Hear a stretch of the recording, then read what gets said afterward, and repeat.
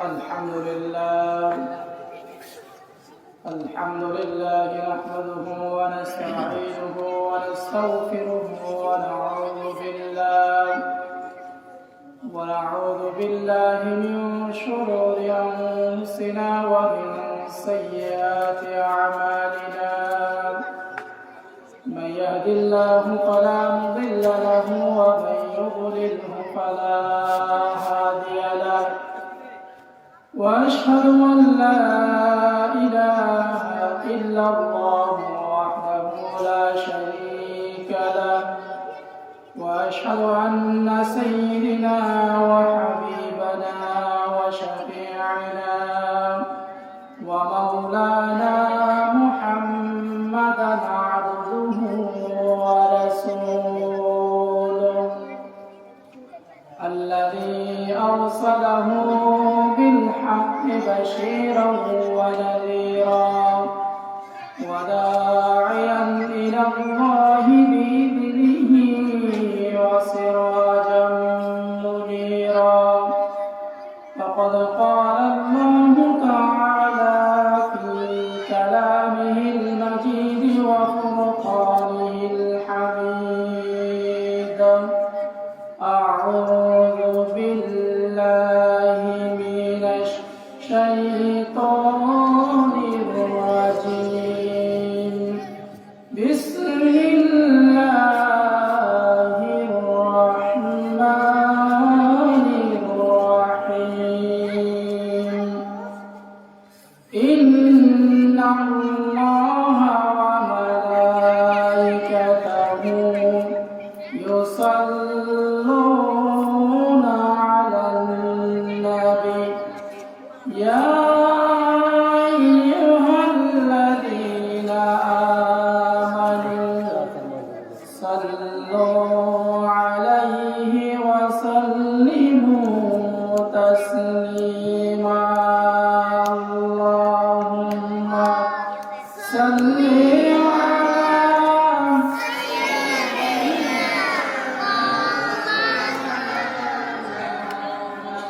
وعلى آل سيدنا مولانا محمد.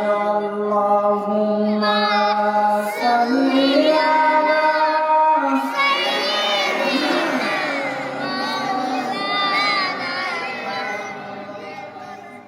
وعلى آل سيدنا بلغ العلا بكماله كشف الدجى بجماله حسنت جميع خصاله. صلوا عليه وآله. الحمد لله আল্লাহ সুবহানাহু ওয়া তাআলার দরবারে শুকরিয়া আদায় করছি। মহান রব্বুল আলামিন আমাদেরকে এলাকার অসংখ্য মানুষের মধ্যে থেকে বাছাই করে গুড়িয়ে কিছু মানুষকে কোরআন এবং হাদিসের কিছু কথা বলার জন্য এবং শোনার জন্য তৌফিক দান করলেন। আলহামদুলিল্লাহ। আমার পাশে উপবিষ্ট আছেন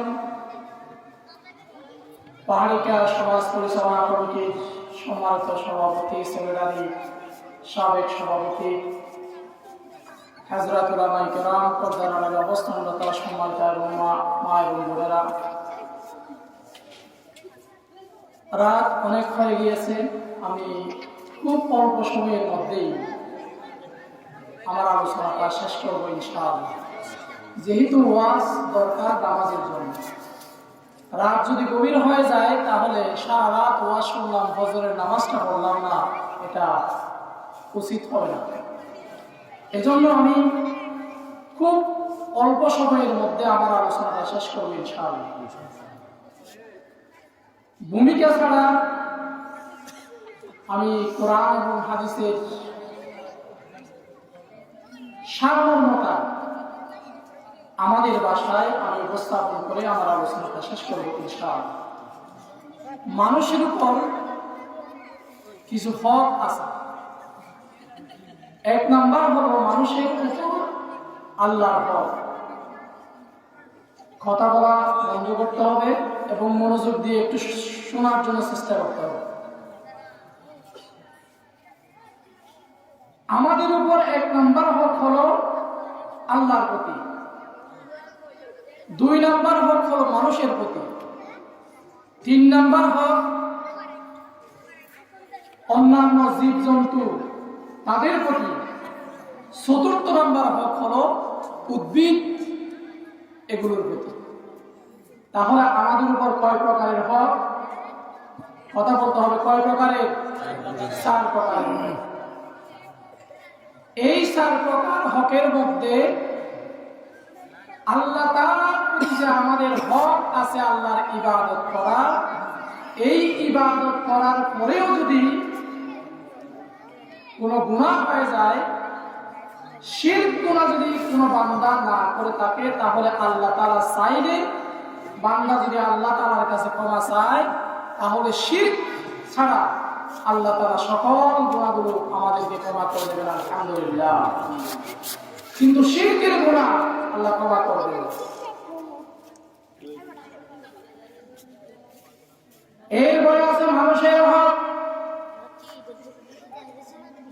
কোন মানুষ যদি নামাজ না পড়ে, রোজা না রাখে, তারপরে যদি তাকে জিজ্ঞেস করেন যে ভাই তুমি নামাজ পড়ো না কেন, নামাজ না পড়া কি গুনাহ নয়?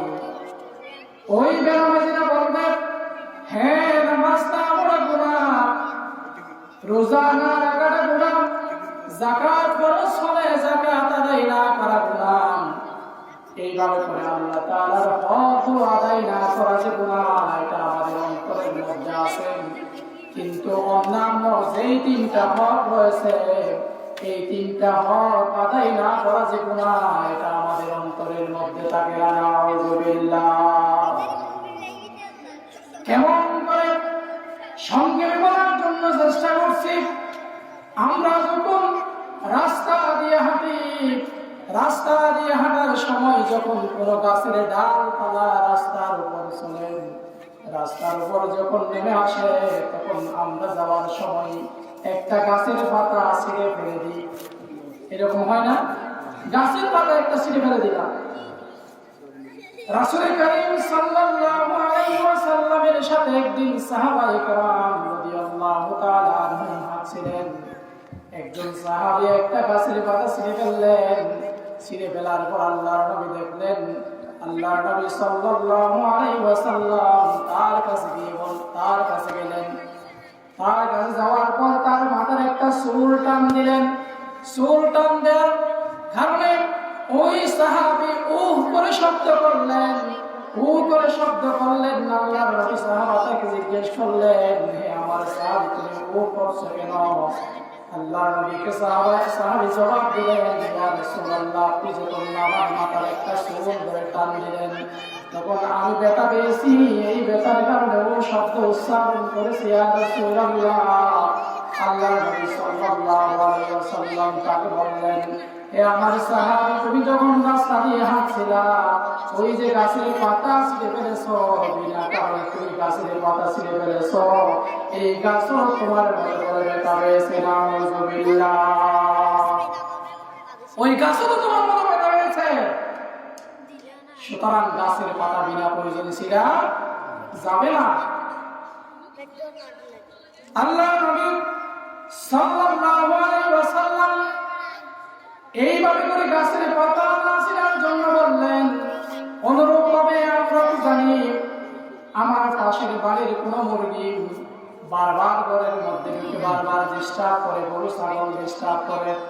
আমাদের সমাজের মানুষেরা তো এমন অনেক আছে যে একটা মুরগি বারবার যখন ঢুকে, তখন এক আঘাতে মুরগিটা মেরে ফেলে। এরকম হয় কি হয় না? হয়। তাহলে মুরগিকে আপনি আঘাত করলেন, গরুকে আপনি আঘাত করলেন, ছাগলকে আপনি আঘাত করলেন, পশুর হক নষ্ট করলেন। আপনি যখন কোনো বাদাম বিক্রেতার কাছে যান, ভাই আপনি বলেন, ভাই আমাকে 10 টাকার বাদাম দেন। এই যে 10 টাকার বাদাম দেওয়ার কথা বললেন, তাহলে এইরকম বাদাম নেওয়ার আগে কয়েকটা বাদাম আপনি খেয়ে ফেললেন, যেটা মানুষের হক নষ্ট করলেন। কয়েকটা বাদাম আপনি খেয়ে ফেললেন। 10 টাকার বাদাম আপনি নিচ্ছেন, কিন্তু নেওয়ার আগেই আপনি কয়েকটা বাদাম খেয়ে ফেললেন, হক নষ্ট করলেন। এরপরে এখন আম কাঁঠালের বড়ই সিজন, অন্যের বাড়ির কাছ থেকে আপনি বড়ই খেয়ে ফেললেন, সামনে কাঁঠাল আম কাঁঠাল ধরবে, অন্যের কাছ থেকে আপনি কাঁঠাল খাবেন, আম খাবেন। এইভাবে করে আপনি অপরজনের হক নষ্ট করেন।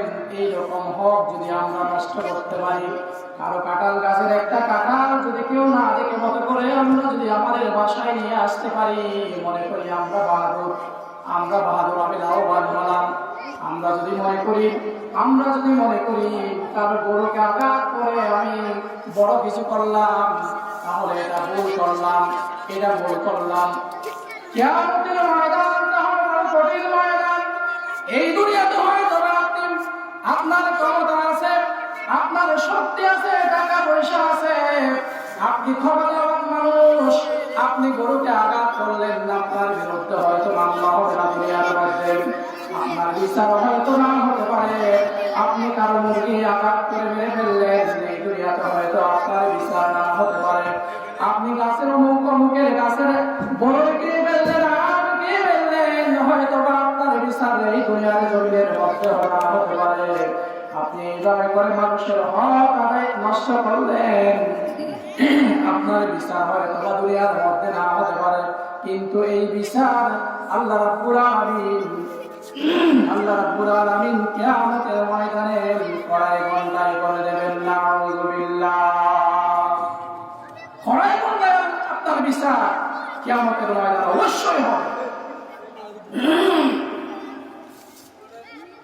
কিয়ামতের ময়দানটা কেমন ময়দান?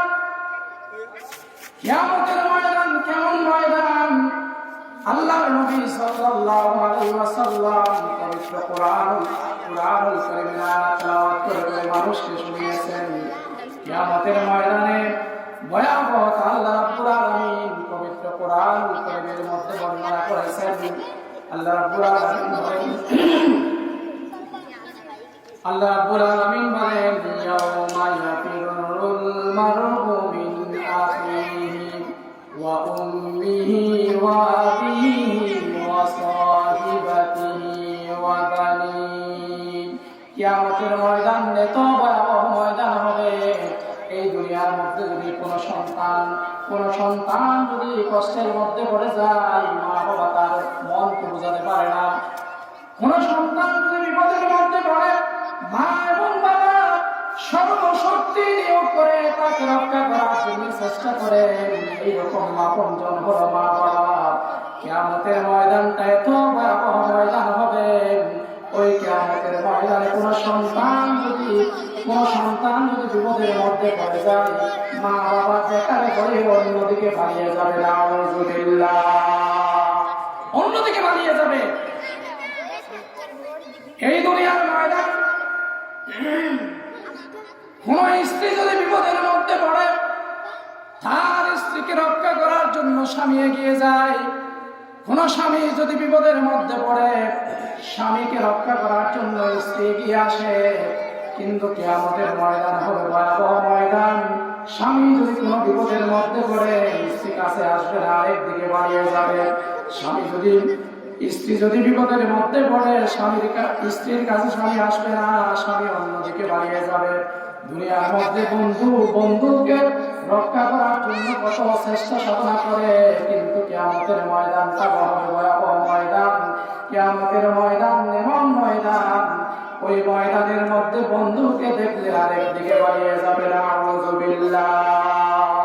আরেকদিকে পালিয়ে যাবে। এমন ভয়াবহ ময়দান হবে কিয়ামতের ময়দান।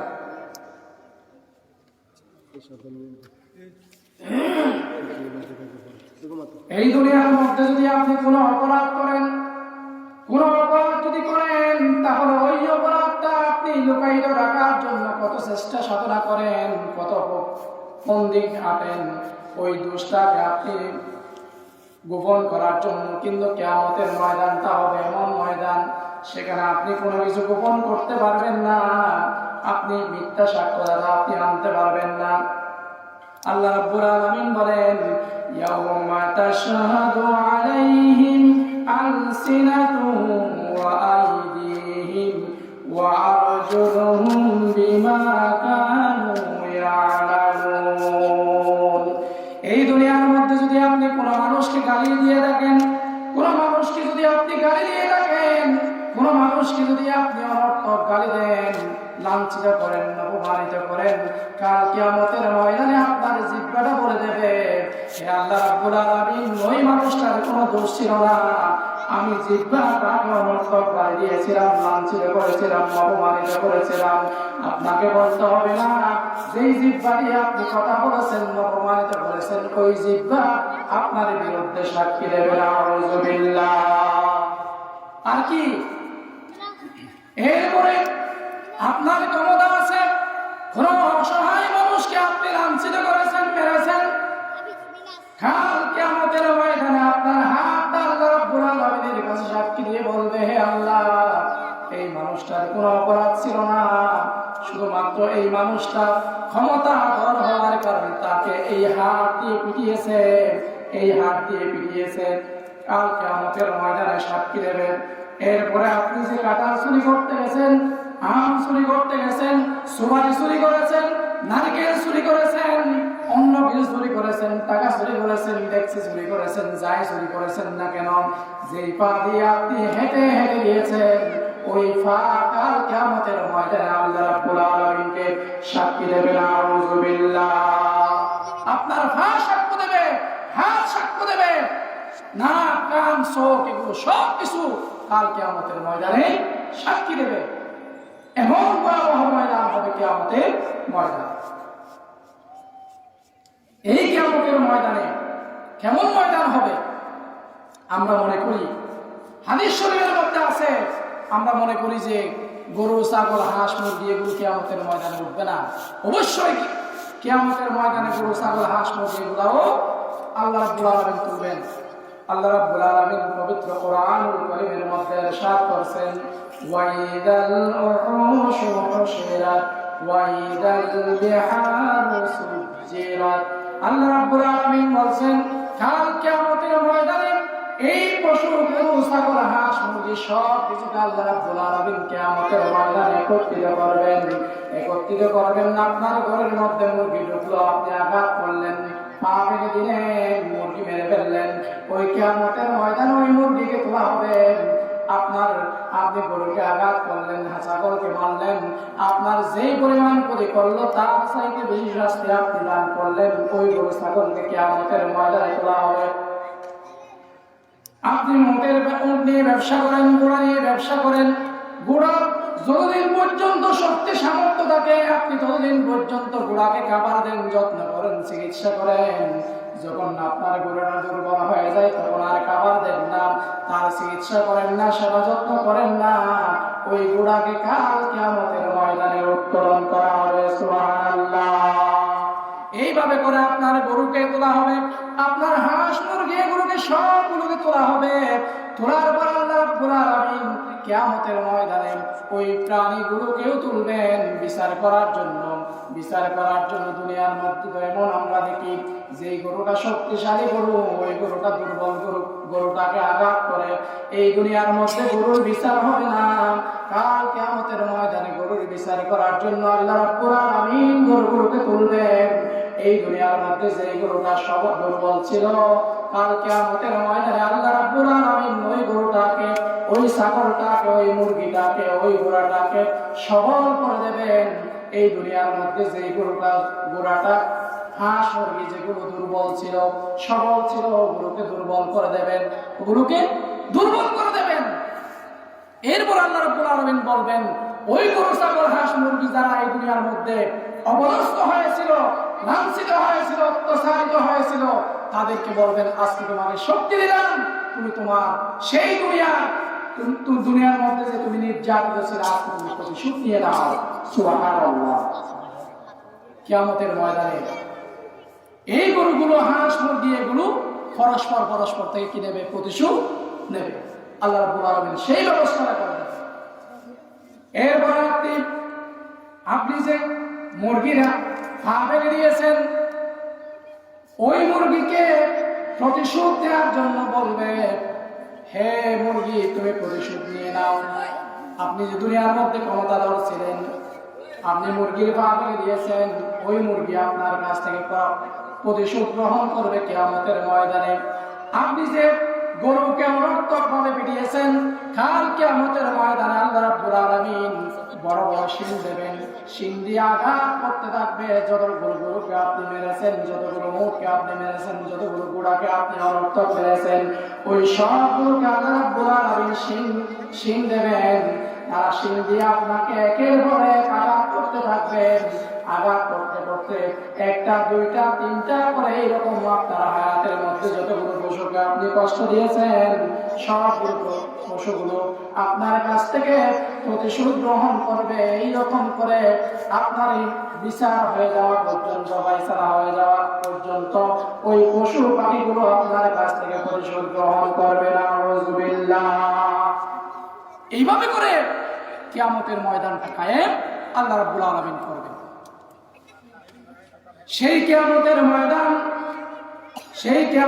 ময়দানে অনেক ভয়াবহ ময়দান। কিয়ামতের ময়দানটা আল্লাহ নবী সাল্লাল্লাহু আলাইহি ওয়াসাল্লাম একদিন সাহাবায়ে কেরাম রাদিয়াল্লাহু তাআলা আনহুকে প্রশ্ন করলেন, ইয়া রাসূলুল্লাহ, আল্লাহ নবী সাহাবায়ে কেরামদেরকে প্রশ্ন করলেন, হে আমার সাহাবীরা, আতাদরুনা মাল মুফলিসু, তোমরা অসহায়কে তোমরা জানো নাকি?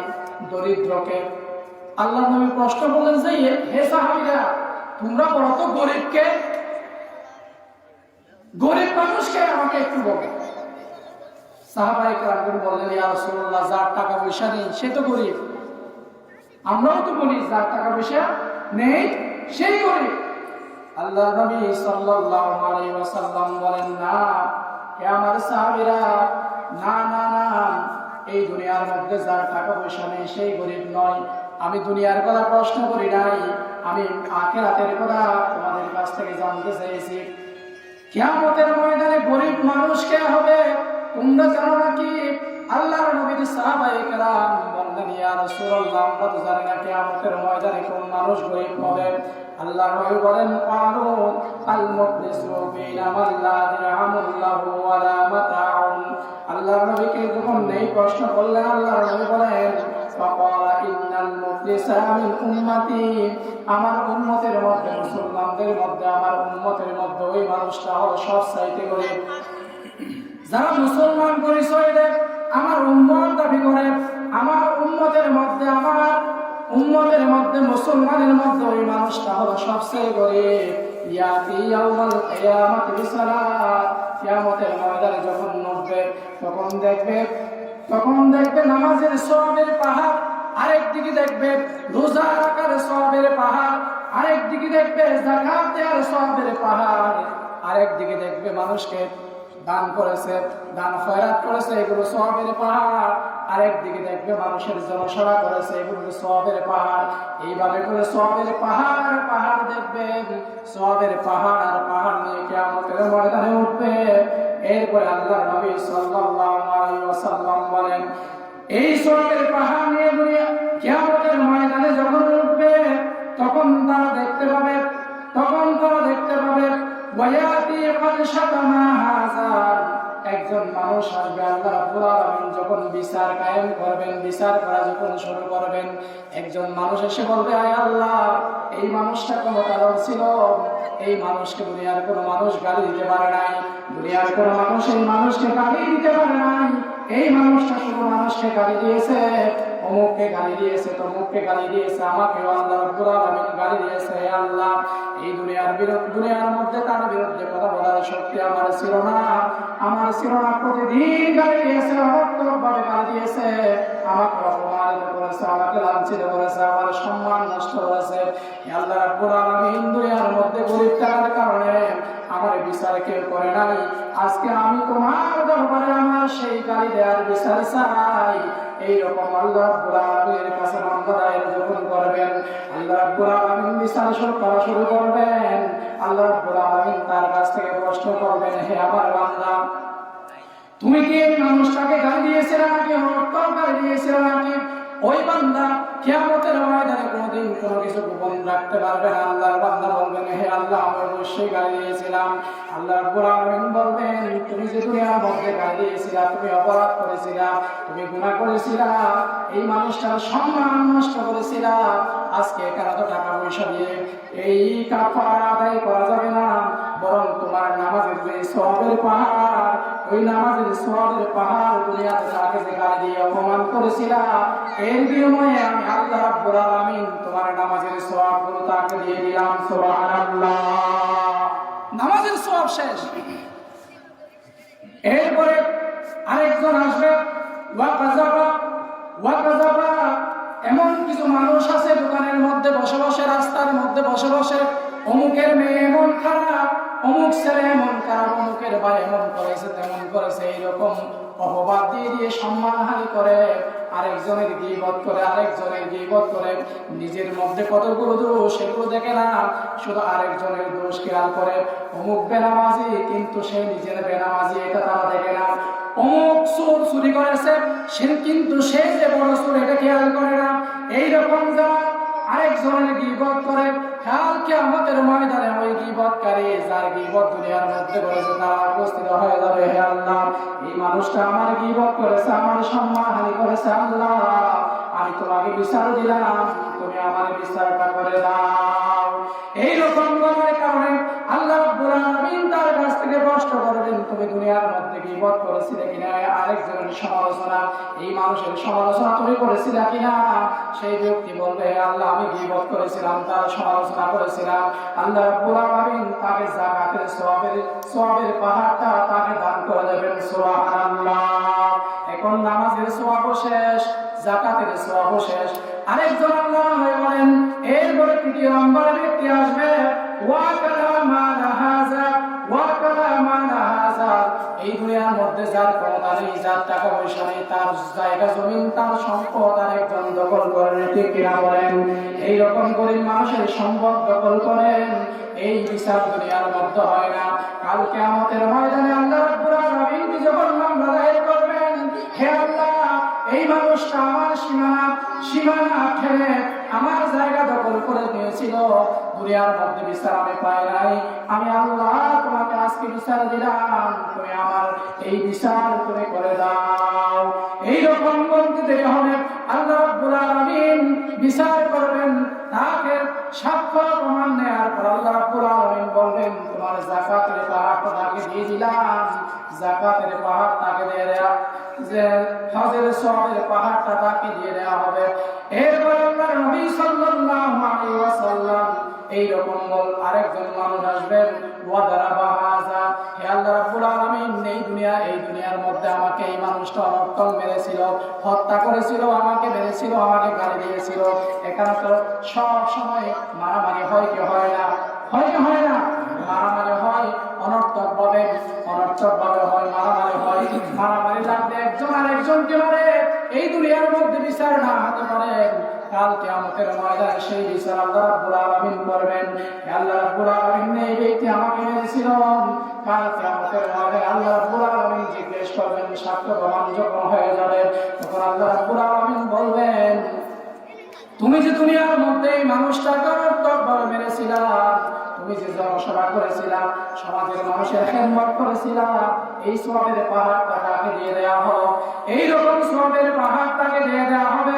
এরপরে আরেকজন মানুষ আসবে, আল্লাহর নবী সাল্লাল্লাহু আলাইহি ওয়াসাল্লাম অনেক লম্বা হাদিস এইভাবে করে আসতে থাকবে, দেখা যাবে এক পর্যায়ে দেখা যাবে নামাজের সওয়াব শেষ, যাকাতের সওয়াব শেষ, জনসভা করার সওয়াব শেষ, দান সদকা করার সওয়াব শেষ, সব যখন শেষ হয়ে যাবে, আরো বিচার, আরো মামলা দানকারী আরো অবশিষ্ট আছে।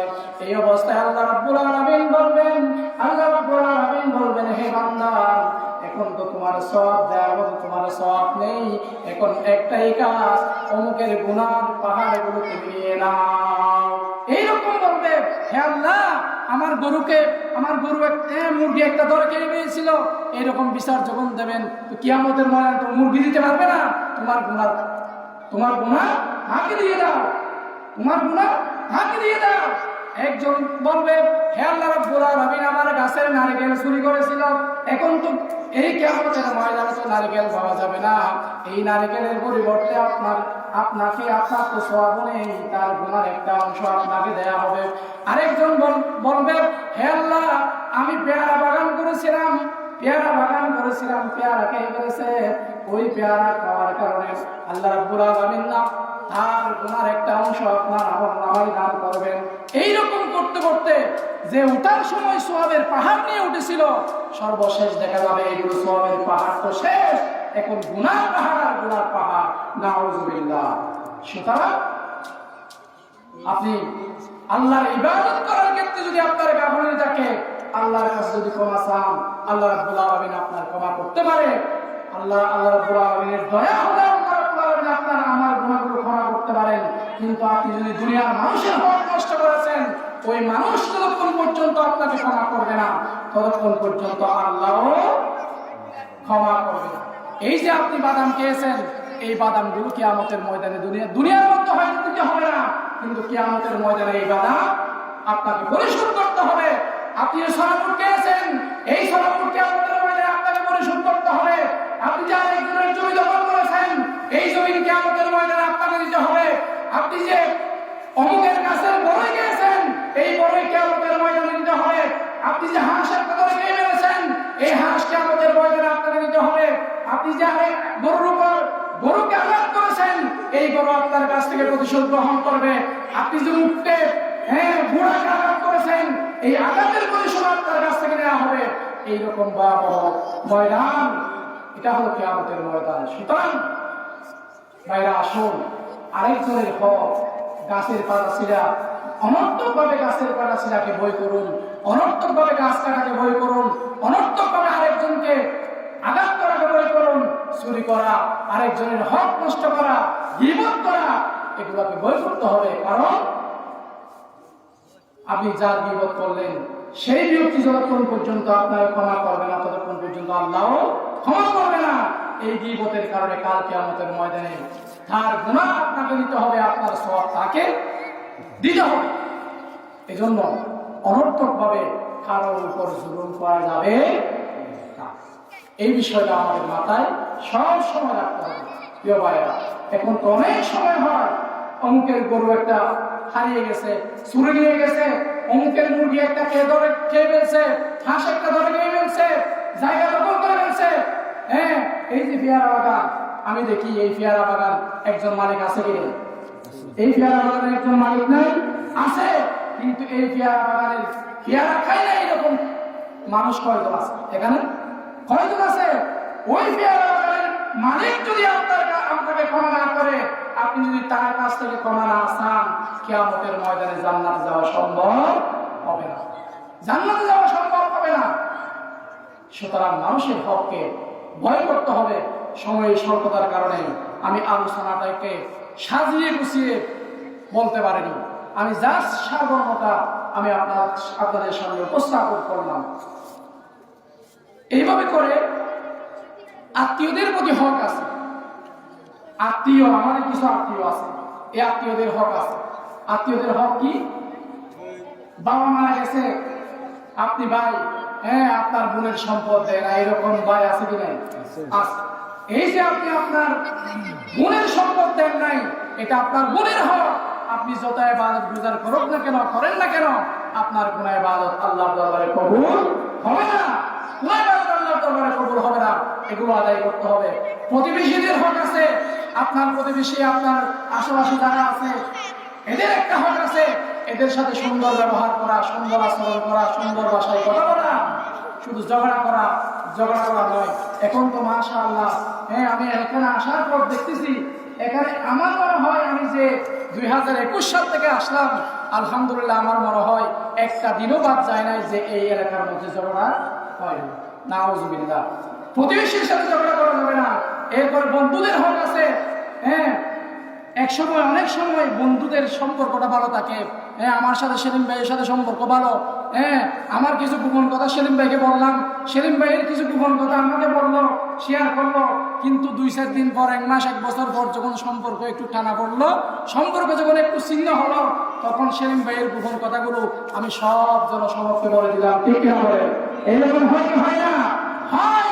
এগুলো আপনি বলে আপনার বন্ধুর হক নষ্ট করেছেন, কাল কিয়ামতের ময়দানে আপনাকে জবাবদিহি করতে হবে। ঠিক কিনা বলেন? এরপরে এতিমের হক আছে, এতিমের সম্পদ রক্ষণাবেক্ষণ করা। ভাই, আপনার জয়নাল ভাইয়ের মাথার উপর যদি আমি হাত দিই, আমার কোনো সওয়াব হবে না, কারণ জয়নাল ভাই এতিম নয়। এইরকম করে আল্লাহর নবী সাল্লাল্লাহু আলাইহি ওয়াসাল্লাম বলেন, যার বয়স 18 বছরের নিচে, যার বয়স 18 বছরের নিচে এইরকম সন্তানের, কোন সন্তানের মা বাবা যদি মৃত্যুবরণ করে, ওই সন্তানের মাথার উপর যদি আপনি হাত দিতে পারেন, আল্লাহ নবী বলেন তার মাথার মধ্যে যতগুলো চুল রয়েছে, আল্লাহর নবী সাল্লাল্লাহু আলাইহি ওয়াসাল্লাম আপনার আমলনামায় যতগুলো সওয়াব নির্বদ্ধ করে দেবেন। সুবহানাল্লাহ। এরকম এতিমের হক আদায় করতে হবে। মিসকিন ও জাহিরের হক আছে। আপনার টাকা পয়সা আছে, আপনার টাকা পয়সা ধন দৌলত আছে, আপনার যেমন 2টি চোখ তারও 2টি চোখ, আপনার যেমন 2টি হাত তারও 2টি হাত, আপনার যেমন 2টি পা তারও 2টি পা, কিন্তু আপনার এই শরীরের মতো তার শরীরটা। আজকে তিনি গরিব, আপনি গরিব। আল্লাহ রাব্বুল আলামিন আপনার সম্পদের মধ্যে তাদের কিছু সম্পদ আপনাকে দান করেছেন বলে আজকে আপনি গরিব। এইরকম আল্লাহ রাব্বুল আলামিন বলেন, হাকুল লিসাইল ওয়াল মাহরুম। আপনার ধনীদের সম্পদের মধ্যে গরিবের সম্পদ রয়েছে, গরিবদের হক রয়েছে। গরিব অসহায়দের প্রতি সাহায্য সহযোগিতা করা, ধনীদের প্রতি হক। এরপরে মুসাফিরদের প্রতি হক রয়েছে। যারা মুসাফির এক দেশ থেকে আরেক দেশের মধ্যে আসে, এই যে 1 বছর আগে শুনলাম, 1 বছর আগের মধ্যে শুনলাম, কলাতলির মধ্যে গাড়ি থেকে একদল মুসাফির যখন গাড়ি থেকে নামছে, সবেমাত্র নামার সাথে সাথে একদল হাইজাকার তাদেরকে ধরে তাদের জিনিসপত্রগুলো নিয়ে নিয়েছে। নাউযুবিল্লাহ। মুসাফিরদের হক রয়েছে, তারা এক দেশ থেকে আরেক দেশে, আপনার দেশে আছে, তারা আপনার কাছে আমানত, তাদেরকে সম্মান করতে হবে, তাদের নিরাপত্তার ব্যবস্থা করতে হবে। এরপরে ছোটদের প্রতি বড়দের হক রয়েছে, ছোটদের প্রতি বড়দের হক রয়েছে। আমরা তো ছোটদেরকে শুধু মারি, মসজিদের মধ্যে যখন ঢুকে তখন পিড়া দিয়ে গালি দিই। ছোটদেরকে গালি দেওয়া একটা আমাদের দায়িত্ব নয়, শাসন করতে হবে। কিন্তু ছোটদের একটা হক রয়েছে, সেটা হলো আল্লাহর নবী সাল্লাল্লাহু আলাইহি ওয়াসাল্লাম বলেন, লাম ইউআকিল কাবীরানা ফালাইসা মিন্না ওয়া লাম ইয়ারহাম সাগীরানা ওয়া লাম ইউআকিল কাবীরানা ফালাইসা মিন্না। আল্লাহর নবী সাল্লাল্লাহু আলাইহি ওয়াসাল্লাম বলেন, যে সকল বড় মানুষেরা ছোটদেরকে স্নেহ করে না, আল্লাহর নবী সাল্লাল্লাহু আলাইহি ওয়াসাল্লাম বলেন তারা আমার উম্মত নয়। নাউযুবিল্লাহ। এই যে আপনি ছোটদেরকে আদর করেন না, কাল কিয়ামতের ময়দানে এটার জন্য জবাবদিহি করতে হবে। এরপরে আপনি যে বড়দেরকে সম্মান করেন না, ছোট আপনার সে বড় বয়সের মুরব্বী, আপনি চার দোকানে বসে আছেন, একজন মুরব্বী বসার জায়গা পাচ্ছেন না, আপনি বসে তাকে জায়গা করে দিতে পারেন না, কাল কিয়ামতের ময়দানে আপনাকে জবাবদিহি করতে হবে। এইরকম বাসের মধ্যে যখন উঠি, আমি যুবক মানুষ, বাসের সিটের মধ্যে আমি বসে আছি, একজন মুরব্বী বাসের মধ্যে যখন উঠলো তখন দাঁড়িয়ে আছে, কিন্তু যুবক ভাইয়েরা তাদেরকে জায়গা করে দিতে পারে না। আপনি যে বড়দেরকে সম্মান করেন না, আপনি বড়দের হক নষ্ট করেছেন, কাল কিয়ামতের ময়দানে আপনাকে জবাবদিহি করতে হবে। এরপরে ছোটদের প্রতি আপনার দায়িত্ব হলো, হক হলো মানবীয় শিক্ষা। এই যে আমরা পরস্পর ঝগড়াটি গালিগালাজ করি, এই গালিগালাজগুলো ছোট ছোট বাচ্চারা শিখে ফেলে কিনা? শিখে। এই যে আপনি খারাপ শিখালেন, তাদেরকে গালি শিখালেন, আপনি হক নষ্ট করলেন। এই জন্য ছোটদের সামনে কোনো ভাষা ব্যবহার করা যাবে না, যে এই ভাষাগুলো শোনার কারণে ছোটরা শিখে ফেলতে পারে, এইরকম কোনো কিছু করা যাবে না। এরপরে আল্লাহ নবী সাল্লাল্লাহু আলাইহি ওয়াসাল্লাম বলেন, এক মুসলমানের প্রতি আরেক মুসলমানের 6টা হক আছে। কয়টা হক? 6টা হক আছে। তার মধ্যে একটা হক হলো আপনার সাথে যখন কোনো মুসলমানের সাক্ষাৎ হবে সালাম দেয়া। এখন তো একজন আরেকজনকে সালাম দেয় না, আর সালাম দিব কেমনে? এটা কি মুসলমান নাকি হিন্দু, এটা বোঝাই যায় না। ঠিক কিনা বলেন? মানুষকে সালাম কিভাবে দেব? এটা কি আসলে হিন্দু নাকি মুসলমান? নাই দাড়ি, নাই টুপি, নাই নামাজ, নাই রোজা, কোনো কিছু নেই, আপনি সালাম কিভাবে দেবেন? অথবা মুসলমান কিন্তু আবুল বিড়ি খেয়ে খেয়ে হাঁটে, আবুল বিড়ি খাওয়ার অবস্থায় আপনি গুনাহ করতেছেন, আপনাকে সালাম কিভাবে দেব? অথবা আপনাকে মসজিদের মধ্যে দেখা যায় না, নামাজ পড়েন না, আপনাকে সালাম দেওয়ার জন্য আমাদের ইচ্ছা হয় না, কারণ আপনি বেনামাজি। এজন্য সালামটা উঠে গেছে। আর অনেক মানুষ সালাম দেয় না, যে সালাম দেওয়ার পর সালামের জবাবটা পায় না, সালামের জবাবটা পায় না। এই যে শুরুতে আমি সালাম দিলাম, কয়জন মানুষ সালামের জবাব দিলেন?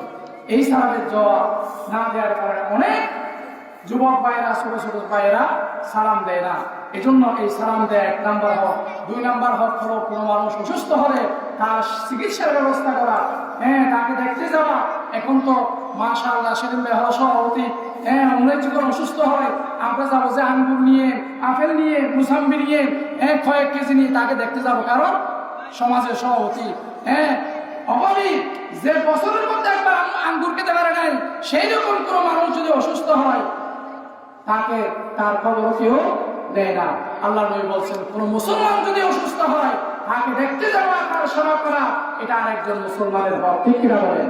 এগুলো আমাদের সমাজে আর নেই। এইভাবে করে আল্লাহ নবী 6টা হকের কথা বললেন। এরপরে ক্রেতা বিক্রেতার মধ্যে হক রয়েছে। আপনি যে বললাম বাদাম, আপনি বাদাম কিনতে গেছেন, বাদাম খেয়ে ফেলছেন। এরপর আপনি দোকানের মধ্যে 5 কেজি চাউলের জন্য গেছেন, কিন্তু আপনাকে দিল যে 4.5 কেজি।